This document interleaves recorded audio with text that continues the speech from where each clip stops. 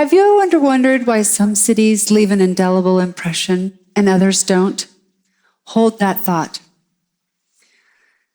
Social scientist and author William Holly White said city streets are the river of life that bring us together, and small urban places are priceless. In my profession, we fondly refer to the essential elements of good urban design as pearls, because like pearls, they're valuable. They take years to form and they're difficult to find. When strung together, they're a thing of beauty. As one of 47 certified urban designers in the United States, I submit to you that engaging streets and informal gathering places are the pearls of human society. But years of designing for cars have left our communities more fragmented and less functional for pedestrians. If we desire impressionable cities, we should know these pearls and why they're important, so we can string our communities back together. This is the historic city plaza in San Miguel de Allende, Mexico. Isn't it beautiful? Can you sense how warm, inviting, and pedestrian-friendly this place is? Compelling architecture matters deeply, and as an essential pearl, it explains why this plaza feels more like an extension of your own home than a typical public place. The streets and sidewalks were made by human hands, stone by stone. The wrought iron hanging lamps and balconies introduce familiar details that complement the Baroque Spanish arcade beautifully. In the distance, the 17th century neo-Gothic church stands as an iconic focal point that helps visitors navigate their way through the city without their Google map. Europeans, they know a thing or two about multimodal streets.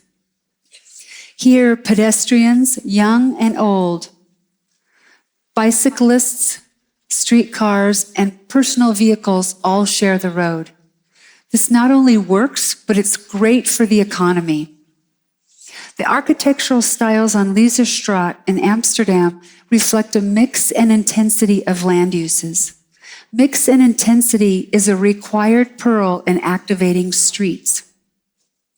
But the ratio of residential to commercial and office matters because too much office and not enough residential will cripple the commercial. Market research indicates that one office worker supports 1/2 square foot of commercial, whereas one resident supports 10 square feet. The 20-fold increase explains why commercial uses flourish when residential uses are located above or within short walking distance. When you increase the number of people who are living, working, shopping, dining, and just hanging out together, you produce energy, and energy is what fuels our sense of connectedness. Rhythm on the street is created by repeated elements. This pearl is perfectly illustrated on Mount Street in London. The repetition in architecture, building height, and the building setback from the curb creates coherent patterns. The variety of restaurants and retailers on the street keep the pedestrians stimulated, while the rhythm above creates a pleasing sense of order and heightens the intensity of the human experience. Studies show that our senses crave stimulation every 4 to 5 seconds. Frequent door openings spaced every 15 to 20 feet apart satisfy that craving. Our brains develop many impressions over longer distances, but stronger impressions over shorter ones. Frequent door openings are an unexpected pearl, but they can make the difference between an exciting shopping street and a deserted one. Malá in Prague is popular because of its legibility. Legibility is a pearl that lets pedestrians know where they should go. If you look closely, you see the doorway entrances on this street are all painted the same contrasting color. The sidewalk and street shares the same color palette, but the different textures make their function more legible. And the details on the upper floors make it clear that these are residential uses.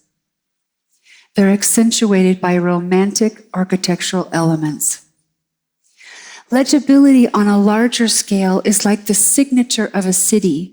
And if you think of a popular city like Paris, New York, or San Francisco, and how their streets, neighborhoods, and open spaces define the layout of that city, that's what makes it memorable. Lighting is a fundamental pearl in helping pedestrians feel safe and activating streets at night. Market data indicates that pedestrians spend more money after 5 p.m. than during the daytime, so it makes good economic and human sense for cities to invest heavily in pedestrian-scale lighting. The historic city of Prague uses modern technology to illuminate its centuries-old architecture and invite the nighttime pedestrian. Cities that want to capitalize on our shopping patterns are wise to create enchanting evening environments. Historic streets and plazas throughout Europe and Mexico provide handsome examples of pearls strung together. This street in Marunouchi, Tokyo is modern in form and introduced all the design pearls. The street level incorporates glass facades, wall-mounted sconces for lighting, and street trees.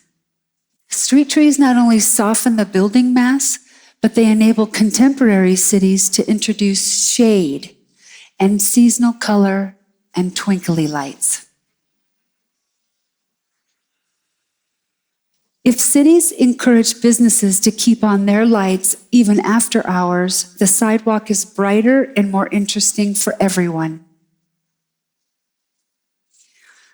Nicollet Mall in downtown Minneapolis is a 1-mile pedestrian transit corridor and a shining example of how a well-designed main street provides a community with a sense of center.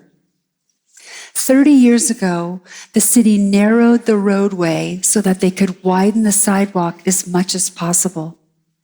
By doing this, the city nurtured a sense of intimacy on the street by bringing the pedestrians closer together, which helps them feel safe and connected.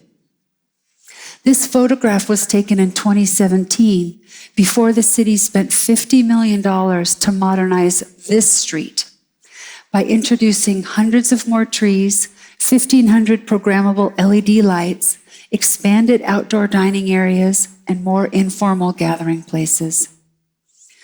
I've been to this street, and it is absolutely fantastic. This is my hometown, Reno, Nevada.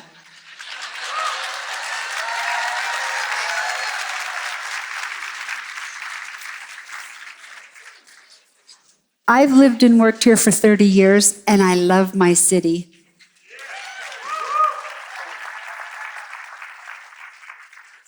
We have plenty of landmark architectural pearls in our downtown, but I want to focus on our beloved Virginia Street. As you know, it's under construction.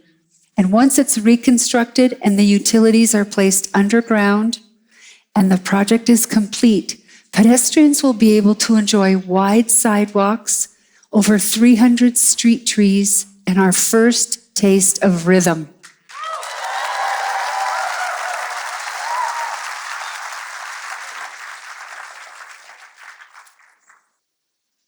What I hope follows is private investment to replace underutilized parcels and off-street parking lots with a mix and intensity of uses that activates the entire corridor.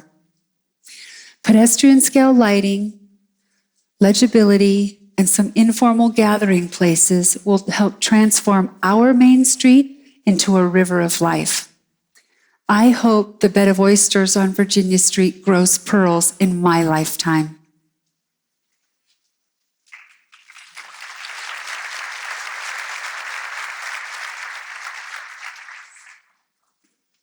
We've all had enough of isolated places that we drive to or park near.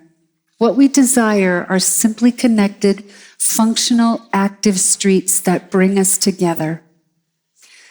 Gathering places like Bryant Park in New York have been an essential pearl in civilizations since before the Roman Empire.